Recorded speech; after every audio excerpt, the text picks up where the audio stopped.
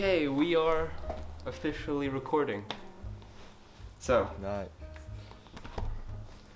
today we're gonna be... Yeah? Oh, no, Mike, just go. Today we're gonna be talking about Quentin Tarantino. So let's get into it. Alright, So- so before we, it will be ethical for us to introduce our name real quick. So, my name is Min, and I'm here with, Benjamin, and yeah, let's and we get to are it. both very big film fanatics and wannabe screenwriters / filmmakers. Yeah. So, Oh, yeah. let's talk about Tarantino. Yeah. Before we talk about Quentin Tarantino, I want to bring another topic. Have you watched, do you know Jude in The Club? And what? The Jude Leash? A member of The Club? Oh no, I haven't. Oh, never mind then. Because he made a short film, I'll just better to bring that up too. But no, Oh, okay. yeah. So, do you watch any movies this weekend? I mean, So, yeah, this week I revisited some of the classic Quentin Tarantino films. I rewatched Django Unchained, Pulp Fiction, Kill Bill Volume 1, and I also watched Death Proof. And what have you seen? I just analyzed Reservoir Dogs, Pulp Fiction, and Glorious Bastards. And Nice. I revisited Once Upon a Time in Hollywood a bit too. Oh, that's good. That's an interesting film to kind of delve Yeah. into later. It is. So, yeah. So let's get into, yeah? I just wanna say I wanna start with Once Upon a Time in Hollywood real quick, yeah. Okay, let's get into Once Upon a Time in Hollywood then. Yeah, so the interesting part about Once Upon a Time in Hollywood is that Sharon Tate, right, the Margot Robbie character. Mm-hmm. Like, what do you think? What do you think behind the controversy of that character? Like, I noticed a lot of people say, and I watched the movie and I noticed that she barely has any lines. Like, it's just the whole movie. Yeah, I did hear that. watching. What happened? Yeah, no, I did hear about that. Oh yeah, but what do you think about Margot Robbie's characters, Miss Sharon Tate, with no dialogues? Well, to be honest, in like the way I kind of saw the film, I thought that it was like just Margot Robbie didn't really need that much dialogue. Just seeing Sharon Tate go through her day and kind of like going to the cinema and enjoying her own film, for me, like that was such an interesting and kind of like cute thing to see in a Tarantino film. And it brought like so much dread, because if you knew the history of what happened with Sharon Tate, re-watching these scenes brought you dread. And there is kind of the weird controversy that he didn't write her a lot of dialogue, and some people have addressed this with Quentin Tarantino, and I'm not sure his response was always that well kind of, thought out, but I don't think that he meant anything by it. To be honest, like he wrote the film Jackie Brown, which was kind of already, pretty, there was, the main character was female, Kill Bill Volume 1, Kill Bill Volume 2, he wrote a lot of dialogue, so I don't think it's anything, completely sexist about him not writing her a lot of dialogue, but maybe, yeah. What are your thoughts on it? Yeah, I feel like in my opinion, this I did research about Sharon Tate long ago about the Manson's family and stuff like that, and I found it very intriguing. So when I saw the film, I was like, oh look, that's pretty cool, right?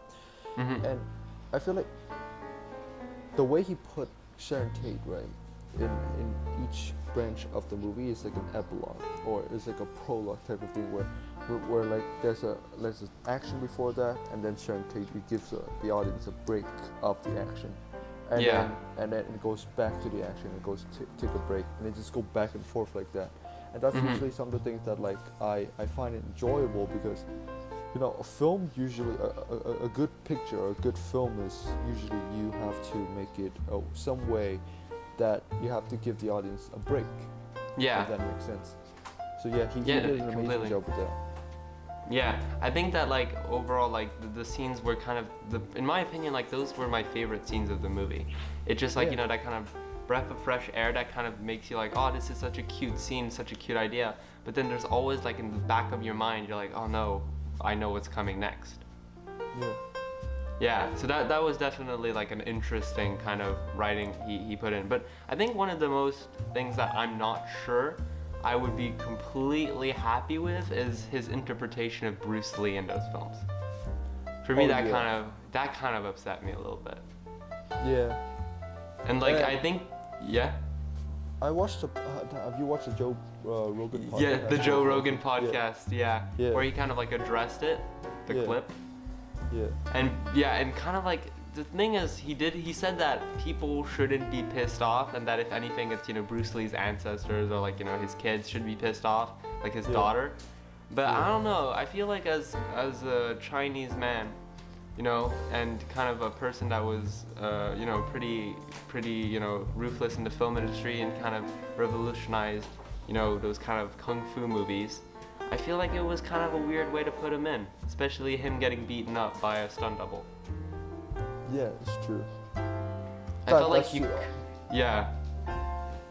could have played like homage to the character a little better, instead of kind of like making him look like a dick, which we don't know what he was like. I don't personally know what Bruce Lee actually was like, but I don't know, I felt like it was kind of a weird cameo, kind of weird thing to put in the film. Yeah.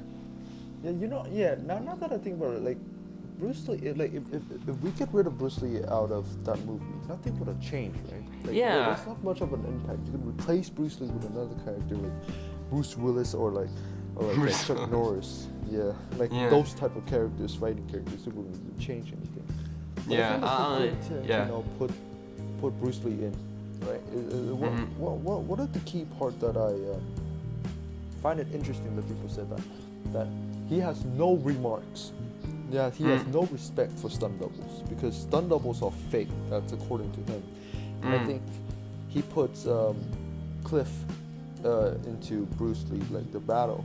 It's like showing that like you have no respect for stunt doubles. You kind of screwed up there. Yeah, that's true. Type thing. Yeah. It was kind of interesting, but I felt like maybe they could have put, you know, different kind of homage. Yeah. Okay, so next let's talk maybe about Inglourious Bastards. Yeah.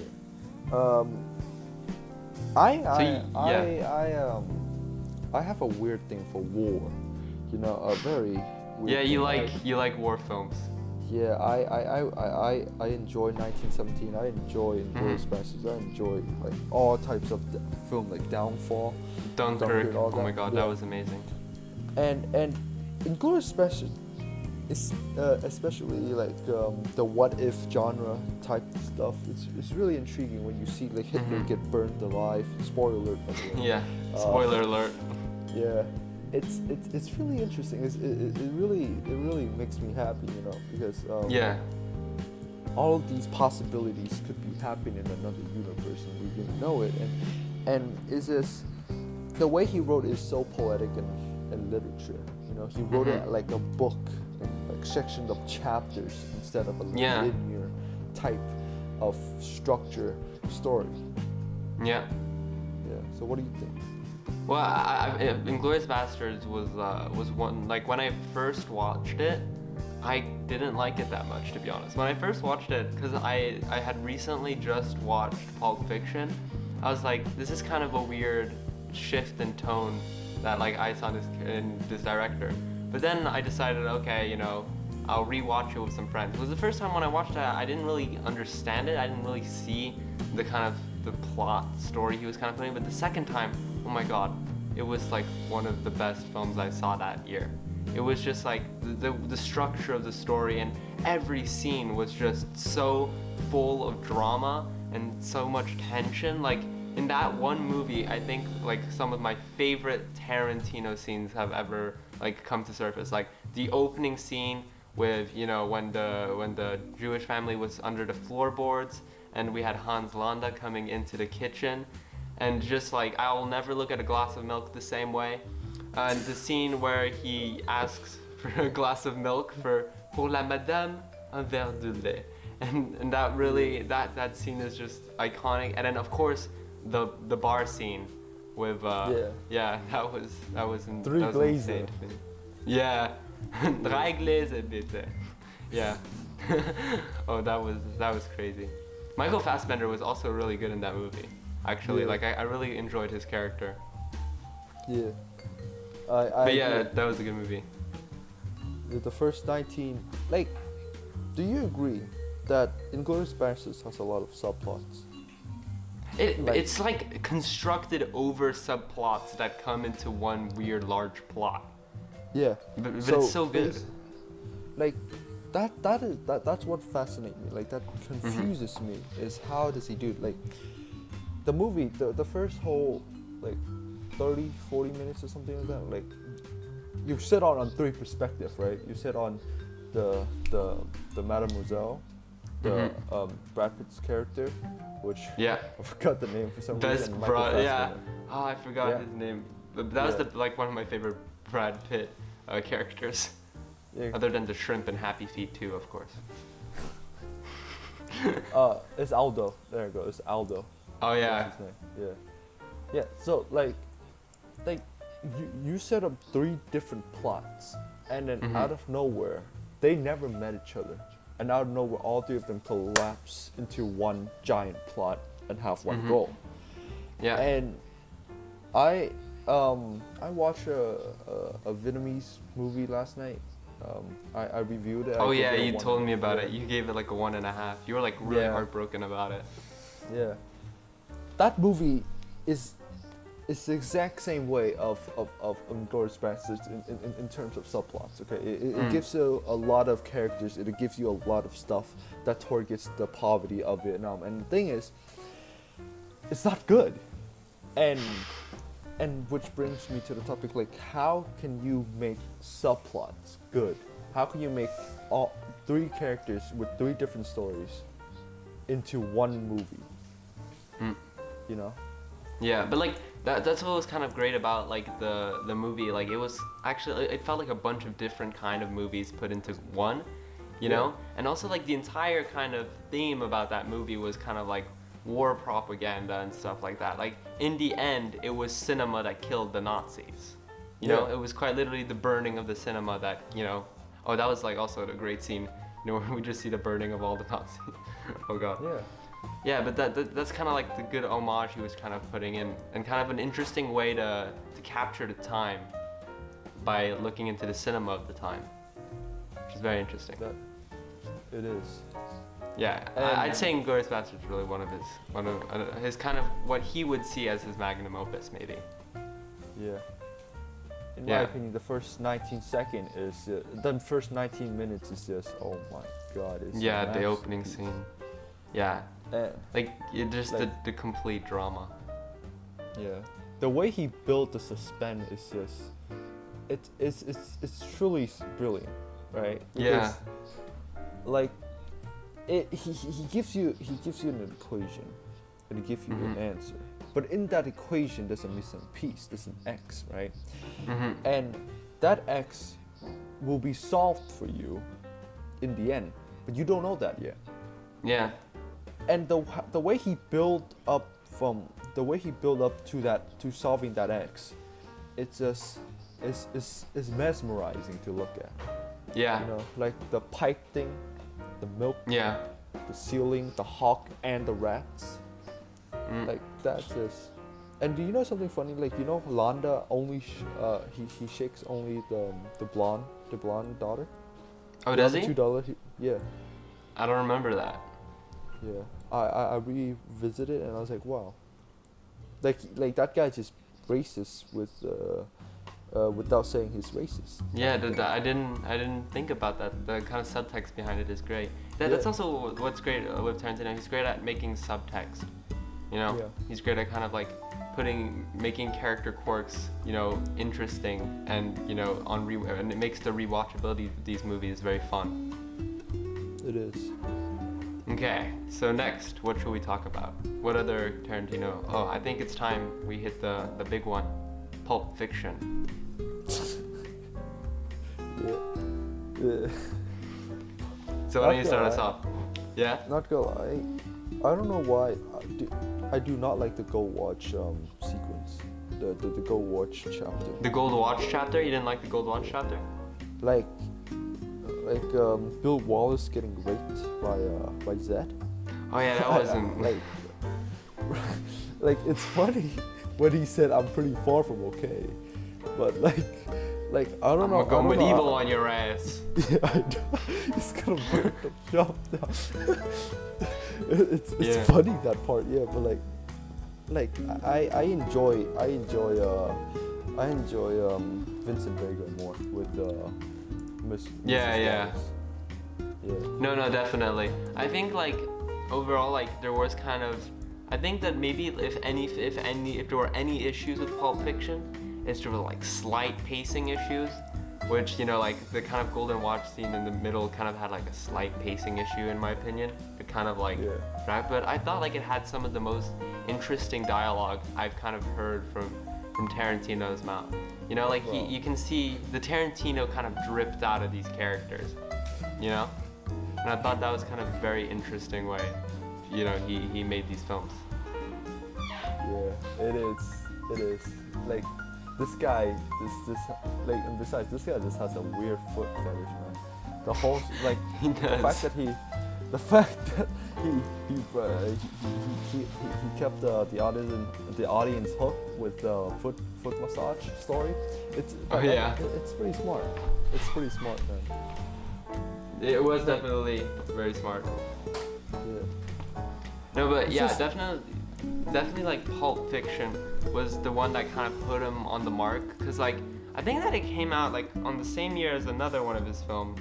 Like it came out in 1994, and he was already kind of known as being like a writer-director. He was already kind of known because of Reservoir Dogs, but Pulp Fiction kind of really solidified his his kind of, I'm not a one-hit wonder. I'm here for the long run. Yeah. And like I think Pulp Fiction has also some of like the best dialogue I've seen from Quentin Tarantino. Like he takes going on a date to like a Burger Shack restaurant where there's cars, and he makes that so interesting, and he makes all of these characters so interesting as well, because they keep this kind of certain mystery, but they also keep this kind of human depth in them that you can see. And like I have to say that with the scene with Uma Thurman where she snorted heroin, and she she needed to like have I don't know, like an EpiPen or something straight into the heart. Oh my god, like I was like I was biting my nails the entire time. That really had me. Yeah. Honestly, like when I bought Pulp Fiction and I rewatch it, and every time the scene between Vincent Vega and Mia Wallace comes up, like I couldn't pause it. I have to watch it from beginning to end of that whole sequence. Like the shop, the burger, and the heroin thing you said, like it is interesting. It's very interesting. Mm-hmm.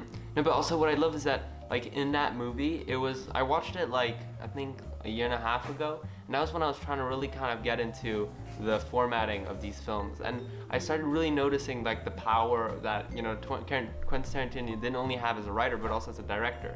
Like when we first meet Miss Wallace, and Vincent kind of goes into the apartment, and there's the iconic meme scene where he's like, he's just looking around confused.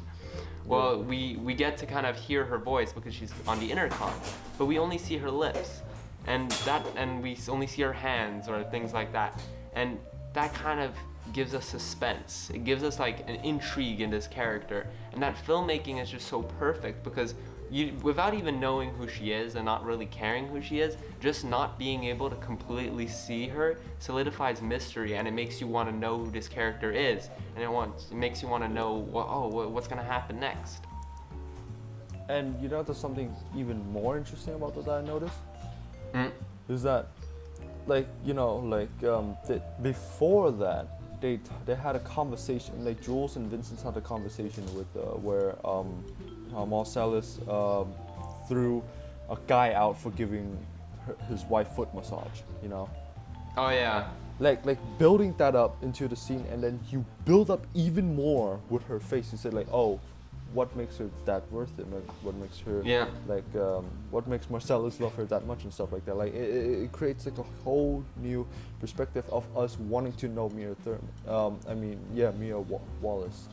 Yeah. Mia Thurman. My bad. No, but yeah, I think like Uma Thurman is also a very big staple, because I think that was kind of like Tarantino's muse for like that kind of 90s. I remember like in Kill Bill, she was really like, you know, his muse, which is interesting. Yeah, Pulp Fiction. Yeah. All of her movie, like her big hits are just Quentin Tarantino. Yeah. Technically. Yeah, I don't think she has. I'm not sure of more of her other movies. But yeah, no, but I think Pulp Fiction. If I had to like rank my 3 top Tarantino films, okay, let's rank our 3 top Tarantino films. What would your top 3 be? Inglourious Bastards. Is that number 1 or number 3? Number 1. I'll put Number 1 Inglourious Bastards. Okay. Yeah, Pulp Fiction and Once Upon a Time in Hollywood. And 3rd for Once Upon a Time in Hollywood. Okay. For me, I feel like I'm kind of boring. I feel like number 3 for me would be Reservoir Dogs, just because it's fair. crazy how like a movie like that can just, you know, it's still so great after, you know, how long has it been? It's been more than like 30 years Yeah. at this point. And it's still like, and it's the rewatchability is insane. Like, you know, some people might be like, oh, but that was when Quentin Tarantino was beginning. It's not going to be like, you know, the best kind of one of his films. No, it's still amazing. It's still great to see, you know, and the kind of plot of how, you know, a certain heist happened, we never see it, and all these characters are so mysterious. And there's, spoiler alert, a kind of twist at the end, which makes the rewatchability even better. So no, that movie is still really rewatchable, which is why I'd put it number 3. Then for number 2, I'd actually put Death Proof. I feel like Death Proof was really one of kind of his gems that most people didn't really see that much. Like, it's not one that's talked about that much, but I really enjoyed Death Proof. I thought Kurt Russell was amazing in it. And yeah, I'd say that'd be my number 2, because like it was really when I kind of started getting into the Quentin Tarantino groove and started really appreciating how he can kind of like how he changed during the years. And number 1, Pulp Fiction. I mean, I have a poster of Pulp Fiction. It's just, yeah, that movie for me, it's remains one of my favorite Quentin Tarantino films of all time. So yeah, that's my top 3. Now, I'll be honest, your top 3 is less controversial than mine, at least. I feel like Death Proof might be very controversial, because some people didn't particularly like it that much. But I don't know, I enjoyed it. The fact that I put Inglourious Bastards above Pulp Fiction, I'm actually gonna. Oh yeah, you're gonna get attacked. Yeah. But I mean, no, some people like it more. Yeah, I just enjoy history. Okay. Yeah, I enjoy, you've got like a war film biased. Yeah. I feel like you're kind of rating it how Quentin Tarantino would rate it. I feel like Quentin Tarantino would probably put Inglourious Bastards as his number 1, because he also loves war films. Yeah. Yeah. Especially anyway, let's Kill Hitler too. Yeah, Kill Hitler too. Can't go against killing Hitler. So let's get into the writing maybe. We've talked a lot about it, but let's kind of like talk about what makes his writing so different from other writers. I would say I try to practice this technique a lot, but it's so hard. The pledge, like you have the hook. Technically, hook pledge is the same thing. You have the pledge and subtext, right? Subtext is a whole different story. It doesn't matter how old you are. It doesn't matter how long you write. That's still gonna be a struggle. The pledge can't be mastered, right? The thing about Quentin Tarantino's writing is that he already mastered both of them in the correct way from the very beginning. Yeah. Since Reservoir Dogs and before that as well. And there's a thing about his movie is that if you pause in the middle of the sentence, you get pissed off.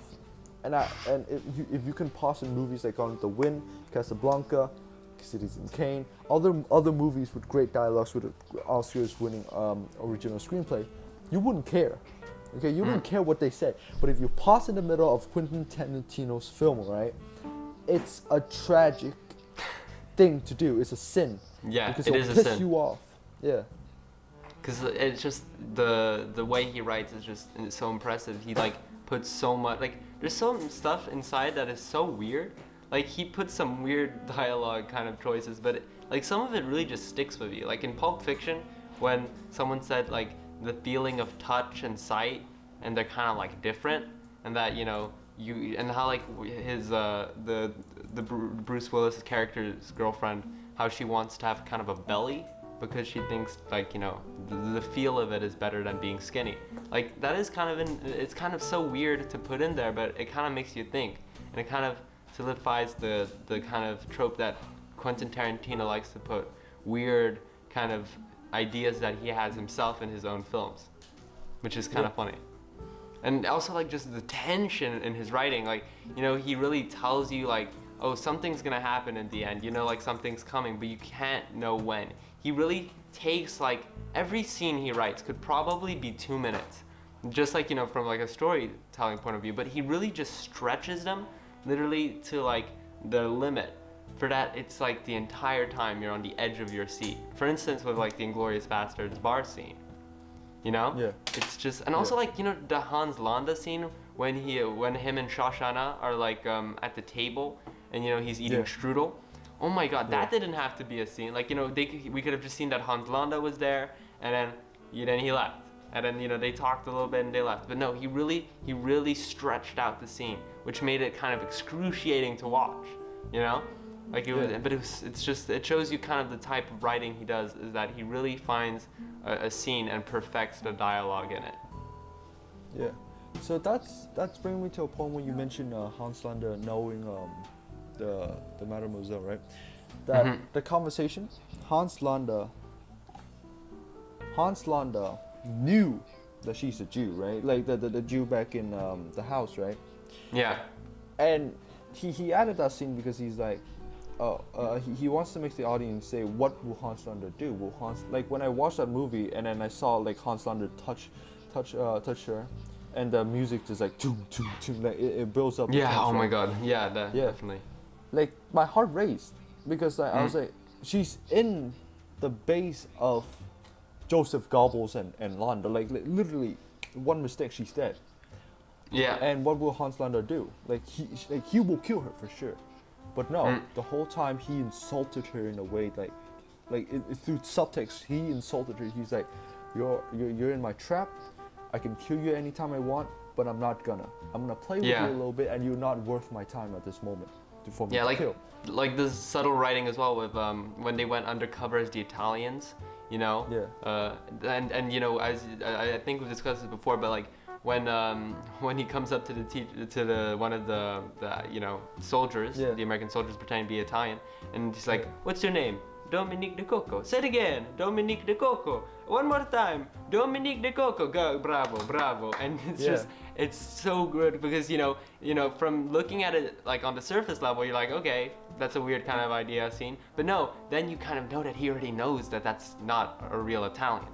He knows that he's faking it, and he kind of taps him on the back, and he's like, "Good job." And and that kind of subtle writing is just so impressive with Tarantino. Yeah. That's why when he asked the actress like, what do you go for the mountain climbing?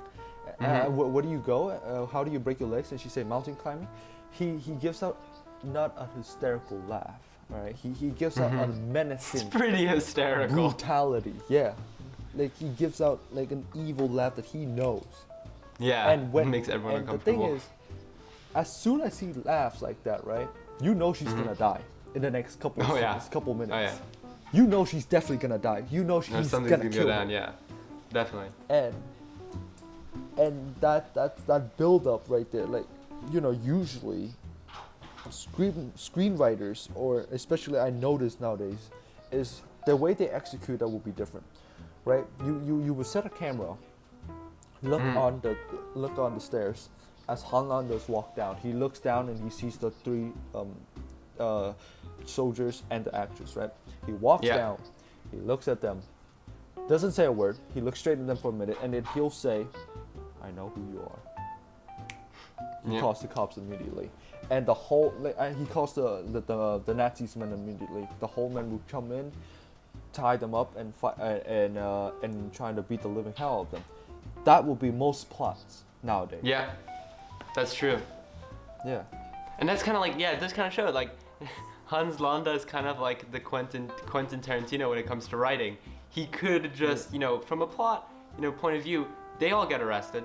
She gets murdered, you know, they all get arrested, but they, you know, they end up killing Hitler, right? They all, like Gorlami and what's his name? The guy from The Office. they kind of get kidnapped, and you know, there's that scene. And you know, but it kind of, he wanted to kind of make it more fun, you know, Hans Landa. And he also, we're unsure of, you know, his complete intentions. We know that at some point he wanted to switch sides. But like, it's kind of just shows you the kind of writing style that he could have just done that. But no, he chose to make it even, he chose to extend the scenes, to extend the tension, to extend like the possibility of what happens. Yeah, and that's what makes this film so enjoyable. Yeah. Here's the thing, that here's the one of the main part that you extended to, right? Is that Landa, like Christoph won Oscars, won Best Supporting Oscars for a reason. Yeah. Moments like that, when you watch the first 19 minutes, you want to see him more. Like, he took the whole show to himself. Yeah, definitely. Yeah, and writing those characters was so interesting and compelling. It's so fun to watch Landa treating other people's lives like pieces of garbage and like traps and like animals, you know. That's what makes Hanlander so fun. And when I saw the screen, like the Instagram posts, they voted like, who are the most anti-heroes thing? They voted for Hanlander. Hanlander won. Right? Yeah, Hans Landa wins. So yeah. Yeah, Hans Landa is definitely one of the scarier, but also more iconic Quentin Tarantino villains. I feel like it was kind of like, it was such a good role to play, and he seemed like, Christopher Waltz seemed to have a lot of fun with that role. But he has a fun with a lot of Quentin Tarantino roles, like the dentist in Django Unchained. Like that was also a great Hans Landa, not Hans Landa, Christopher Waltz character. Let's talk. Yeah. I also want to add like three things, right? I wanna find something real quick, and then I wanna find three things. You know, there's a scene where Landa said speaking French like to Lapatie. He said like, I have exhausted the extent of my French, right? In French, right? And started speaking.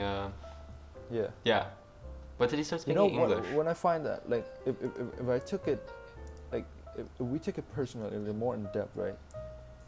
Just pretend that we are a foreigner. Like, you speak French, right? Yeah. Like, just imagine I learn French. I live in France for like 3 years and I just speak French. There's no way in hell I can say that in French without stuttering or without any flaws, right? And when he said, I have exhausted the extension of my French, he can speak French, okay? Oh yeah. It says he knows that the Jews don't speak English. And he plays with them, and he pretended he doesn't know, but he knows literally from start to finish already. No, but like that's just a pledge. Yeah, like the way he manipulated like the milk farmer as well. Oh my god. That guy also made an extraordinary performance as well. Like the guy who played the milk farmer, like he also played an amazing role. It was also one of the daughters. Oh, I forgot her name. I'm gonna like put it on the screen later, but like she's an amazing actress. I think she was in The Lobster as well. She played Have you seen The Lobster? Let me check. She was in The Lobster and she played the kind of leader of the loner group. Oh, the Leah Sadu or whatever her name is. Yeah. Yeah. Yeah, she was also in there, and it was kind of crazy to see her in there because she didn't really say anything. But yeah, Yeah. she was in there. But yeah, I feel like that scene was like all the performances in that one scene as well were just perfect, and the writing, yeah, as we've seen, was really well done. So what were your other 2 points? So my second point is the Pulp Fiction point, right? Mhm. I found a script right here, and I'm gonna read this part, and I'm gonna tell you, this is how you write dialogues, all right? Yeah. So like, when Vincent said, "Do you remember any of the jokes?" Mia said, "Well, I only got the chance to say one, cause we only did one show." Vince said, "Tell me." She said, "No, it's really corny," and he kept pushing on, right? Mhm. And then in the end she'll tell him, but like during the time that she like Vincent pushed Mia to tell the joke, Mia said no, and then she said, now it's been hyped up, I don't think it's gonna live up the hype, kind of thing. Yeah. That's a pledge. That's Yeah. hooked the audience into a joke, you know. And it wasn't even you- funny. Yeah, It the was a joke was just ketchup like joke. what? Yeah. The father looked at the son and said, The father tomato. father. Yeah, look at the son tomato and say ketchup or something like that. Or no, like he squashed them and he said ketchup or like something like that. Yeah. Yeah. But it's still stuck in your head now because it was hyped up to be a joke, and then it was that, Yeah. and now you'll remember it forever. Yeah. It's like, that's how you make dialogues. That's how you introduce characters. That's how you introduce something that's when there's nothing have like the joke has nothing to do with the plot, right? Yeah. And he hooks it. He makes the joke part of the plot, Mhm. and that's subtext, pledge, all combined into one big gigantic technique of writing. Yeah. That's No, what like makes writing also, good. what's great is like Pulp Fiction. You know, like Quentin Tarantino is actually like kind of a hilarious writer. Like you know, if you look at these like Django, Pulp Fiction, and Inglourious Basterds, they're all actually very funny. There's a lot of Yeah. funny scenes in there. Like in Pulp Fiction, with the Christopher Walken scene talking about the gold watch to the kid. Up your ass. You know, he put it in the safest place he could think of. Up his ass.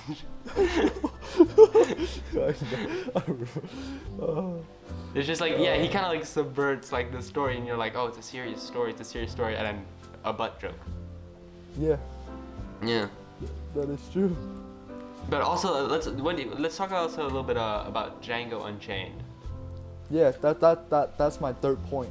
Interestingly, you know. Yeah. The third point is the scene where Christoph character said you positive, and Jamie Foxx said, I don't know what positive means. Like, are you sure that's him? And then he shoots it, and then Jamie Foxx says, I'm positive he dead, right? Yeah. That scene, it's so iconic, but it doesn't like. No people can write like that, right? Like, what's the point of you straight up say, "Are you positive?" And then he said, "What do I mean? What do you? I don't know what positive means." Right? And he could have said yes, and that would be over. But instead, he said, "I don't know what positive means," and continued back and forth a little bit, and makes the scene memorable. Yeah. Yes? Kind of like kind of unpolishes the dialogue in a kind of Yeah. certain way.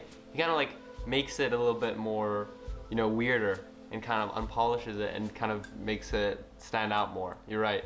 Kind of makes it more Yeah. memorable. Yeah, but I feel like Django Unchained, personally, one of my favorite Tarantino soundtracks, actually. Oh my god, like the opening Unchained music, that was really good. And also Freedom. Oh my god. I was listening to that, like, because I was just during all of quarantine, I was listening to that song because I wanted freedom. I wanted out of my house. No, but Django Unchained was definitely like, I feel like it was one of his more fun films. You know, Yeah. it was one of those films like, you know, okay, it didn't have as much, you know, writing techniques as, you know, like Inglourious Basterds, or as much tension as maybe Once Upon a Time in Hollywood. But I felt like it was one of his more kind of fun scenes, and it was great to see Leonardo DiCaprio playing, you know, kind of a villain, you know, Yeah. and that was really fun. And then there's the iconic bloody hand scene. That Yeah. was also, that was kind of crazy that he followed through with that scene. You know, like, it shocked Quentin so much that he looked out the lens and he just gave him a face like, what? He's like, Huh? what's going on? And he just kept doing the scene. And Leonardo DiCaprio, we deserve to make a whole video on him as well. Yeah. You know, kind of unmasking his entire career. But yeah, just Quentin Tarantino, that Django Unchained, that was a really fun movie, and it was hilarious, and it used violence perfectly. Like I'm not like really into violent kind of Quentin Tarantino films, but I felt like Django Unchained actually kind of used it well, you know? Yeah. It's quite cathartic when he when you know, because it was, oh my god, the Klansman scene as well, another amazing comedic scene by Tarantino with Jonah Hill. Yeah. Jonah Hill, yeah, that was funny. I can just conclude Quentin Tarantino as like in this one statement. That guy's a psychopath, okay? That guy is an actual psychopath. Thank God, thank heaven, Lord, that God granted him the ability to write good dialogues, okay? If that man failed to make Reservoir Dogs, if that man fails to become a director or a writer, that man is a serial killer by now, Yeah, alright? definitely. Okay? Video archives done. That thing is out. Severed feet. Business. Yep. Yeah. He has nothing else to lose. He's gonna kill girls for the sake of the feet. And there's a lot of theories behind that, okay? The way he writes his story is brutally wrong. Okay, no man in the right mind would write a story like so wrong. No, but yeah, Quentin Tarantino is definitely one of. But like, also what I love is, do you ever like just look at all the celebrities who worked with him? They always have like the funniest things to say. Like, did you hear about? Oh, I forgot. Like, they had like this giant dildo that they'd pose you with if you fell asleep on set with them. Did you ever hear about that? No. Oh my god! If you fell asleep on set, like, you know, because like, you know, you're working long hours. If you fell asleep on set, they like pull out this giant dildo, put it next to you, and they take a picture of you with it. and and then there's like the kind of like, did you see? I forgot. He went on like a talk show. Jamie Foxx talked about like when he was first playing Django. Yeah. and how he was like, at first, you know, he's a bit more confident. You know, he's like, "Hi, I'm Django." But then, like, Tarantino pulled him aside, and he was like, "You're not a cool guy. You're a slave."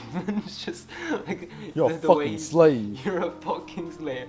And it's just, yeah, I feel like Quentin Tarantino has like no chill. He has no filter, and like sometimes it comes off as kind of like aggressive. Like, I feel like Quentin Tarantino, like, you know, he is a good director, but as a person, I'm not completely sure of what he's like. You know, I'm not really sure. I'm not into like these kind of, you know, groups of people who know what, you know, these certain celebrities are actually like. But I can just say that like the people who work with him definitely respect him. They definitely love going on sets with him, because there's like no phones. They play music. They see it as kind of like like all these actors are begging to be in his movies, you know? Yeah. And having like A-listers and S-tier actors is what, like, you know, like throwing themselves at you, that must be something amazing. You know? That shows that you're a competent director. Like, here's the thing about Quentin Tarantino, I think, is that, you know, if you're a C-list actor, or if you're a B-list C actor, or just like a indie kind of actor, right? And you get a part of his film, boom! Next thing you know, you're a big star. If you get like a huge part of his, it's not just the way he directs stuff. The way he like, I couldn't find a single characters in his movies that are bad. Okay, like even a character that doesn't speak makes a scene so compelling. All right. Yeah. And the way he writes all the the people that he wrote are not good people, all right? They're not like Iron Man or Spider-Man type of like good people. They're assholes. He admitted it. They rob the banks. They kill people. Like, and you enjoy watching them and you enjoy liking them. because those Yeah. characters are very, very good. They're They're well written. Yeah, and Yeah. that kind of makes everything. That makes or breaks, a movie or a TV show. So Yeah. it really like there's some movies that are kind of like there was a kind of comedy era during the 2000s, where like dialogue wasn't really important. It was all about performance. But we've kind of grown up to appreciate that like performances are great, but also performances with great dialogue are better. You know? Yeah. Yeah. So I think we talked about what we really needed to talk about with Quentin Tarantino. Yeah. I think that in kind of a conclusion, this is kind of good opening for our channel because Yeah. famous director. There's not really anything new to say about him. He's probably got most video essays ever made about him. Him, Martin Scorsese, and hopefully Bong Joon-ho one day. we'll make a video essay about him. But yeah, no, I think that in summary, Quentin Tarantino is just one of those directors that, even though he himself was inspired prominently by the French New Wave, he definitely inspired like not only most other directors, like but also a lot of pop culture in general. He created music. That's a segment we could have talked about as well, like the music he does. But he really kind of revives these old songs like "Stuck in the Middle" and things like that. And I think that he's just a great director that we've come to appreciate through his writing, and also kind of his quirky personality. Yeah. He is truly a remarkable director who revolutionized Hollywood films. He inspired many filmmakers to be and he definitely inspired me to be, a better filmmaker, a better screenwriter. He is truly one of the greatest men to ever live, to ever touch a camera, to ever touch a piece of paper and a pen. Yeah, That's I agree. He's so great at also inspiring people because he says that if you really love cinema, you can't help but make a good film. Make a good movie. Yeah. Yeah. There you go. That's Quentin Tarantino. Yeah. Anyway, that's us. See you next time.